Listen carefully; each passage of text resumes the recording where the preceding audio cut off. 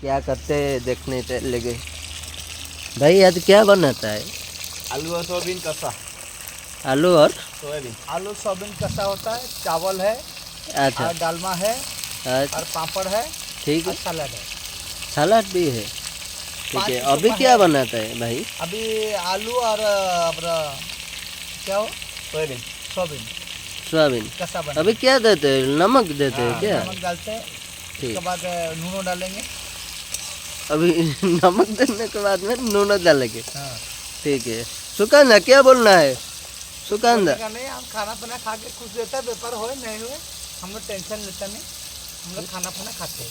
खाना बना खाते। आदमी व्यापार होता है, खाना खाते नहीं तो सब और रोसे गैस में नहीं होता है, ये हाँ, चूल्हे में। लकड़ी का, हम लोग मोदी का आदमी, हम लकड़ी यूज करता है। Make in India. अच्छा मोदी का आदमी है क्या? हम मोदी का आदमी। भाई आप किसका आदमी है? हम लोग हाँ बीजेडी का आदमी, हम लोग नवीन का। नवीन का आदमी है। ये भाई सही है मेरा बात। तू मोदी का है क्या?